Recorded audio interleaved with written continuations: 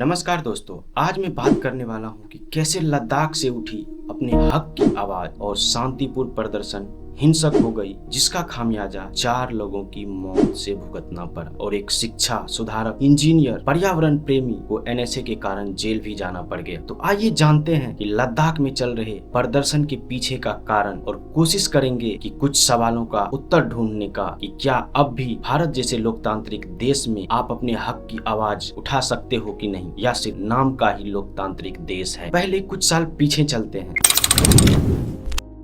5 अगस्त 2019 जब भारत सरकार ने जम्मू कश्मीर से धारा 370 हटाई और लद्दाख को एक अलग यूनियन टेरिटरी घोषित किया था,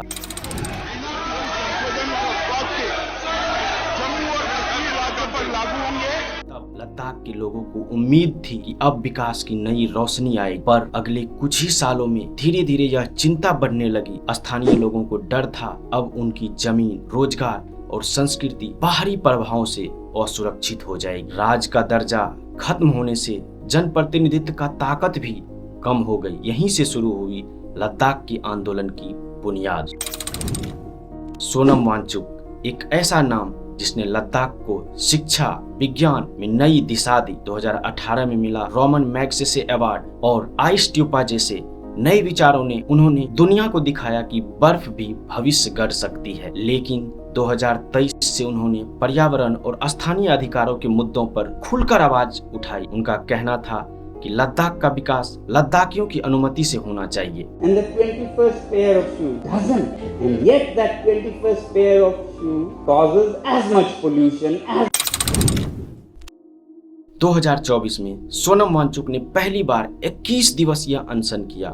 उन्होंने सरकार से 4 मांगे रखी: राज का दर्जा, 6ठी अनुसूची में शामिल करना, स्थानीय भर्ती की नीति, जल, जमीन और पर्यावरण की सुरक्षा। सरकार ने बातचीत का आश्वासन दिया, लेकिन कोई भी ठोस नतीजा नहीं निकला। 30 सितंबर 2024 को लद्दाख से दिल्ली तक पैदल मार्च की योजना बनी, लेकिन दिल्ली सीमा पर उन्हें सरकार के द्वारा रोक दिया गया और उसे गिरफ्तार कर लिया गया। यहीं से 2025 की आग भड़कने लगी थी। सोनम वांगचुक और कई संगठनों ने इस बार 35 दिवसीय शांतिपूर्ण अनशन शुरू किया। उसका कहना था कि अब सिर्फ वादे नहीं, संवैधानिक गारंटी भी चाहिए। हजारों लोग रोज अनशन स्थल पहुंच रहे थे। भिक्षु, छात्र, व्यापारी, महिलाएं, पूरा लद्दाख एकजुट हो रहा था। अब तक अनशन को शुरू किए हुए 14 दिन बीत चुका था। अनशन पर बैठे हुए कुछ लोगों की हालत काफी गंभीर हो गई, जिसे तुरंत अस्पताल ले जाया गया बेहतर इलाज के लिए। लेकिन सरकार की तरफ से कोई भी उम्मीद की किरण नहीं दिख रही। अनशन का 15वां दिन युवाओं का जोश उफान पर था। सरकार की चुप्पी ने भीड़ को बेचैन कर दिया था। लोग सड़कों पर निकले। कुछ गुटों ने बीजेपी दफ्तर और सरकारी इमारतों में आग लगा दी। पुलिस ने हालात संभालने के लिए गोलियां चलाई और वह गोली लगी पूर्व सैनिक त्वसेवांग थारचिन को, जो कभी बॉर्डर की सुरक्षा के लिए रात भर बंदूक ताने देश की सुरक्षा में अपना जीवन व्यतीत कर दिया। सरकारी रिपोर्ट के हिसाब से कुल 4 लोग मारे गए, दर्जनों घायल हुए। लेह में कर्फ्यू लगा और इंटरनेट सेवा बंद कर दिया गया। ह्यूमन राइट्स और अल जजीरा जैसे रिपोर्टों ने इस हिंसा को लद्दाख का सबसे खूनी दिन कहा। 26 सितंबर 2025 का दिन सोनम वांगचुक को नेशनल सिक्योरिटी एक्ट के तहत डिटेन कर लिया गया और काफी पूछताछ के बाद उसे जोधपुर जेल भेज दिया गया। सरकार का आरोप था कि उन्होंने युवाओं को भड़काया, अरब स्प्रिंग जैसी क्रांति की अपील की।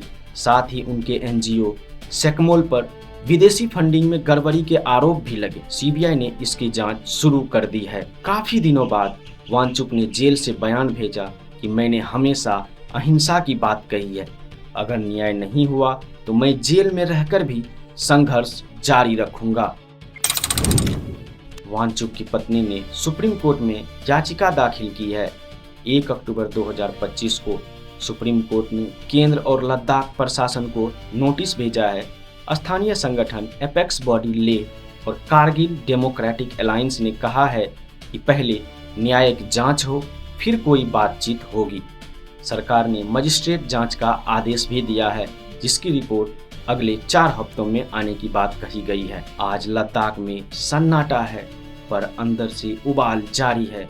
लोग चाहते हैं कि सरकार उनकी पहचान और पर्यावरण की रक्षा करे। जेल में बंद सोनम वांगचुक अब भी आंदोलन का प्रतीक बने हुए हैं। यह संघर्ष अब सिर्फ एक व्यक्ति का नहीं, बल्कि पूरे लद्दाख की आत्मा की लड़ाई बन चुका है। सवाल, क्या दिल्ली लद्दाख की आवाज सुनेगी? क्या वांगचुक को न्याय मिलेगा?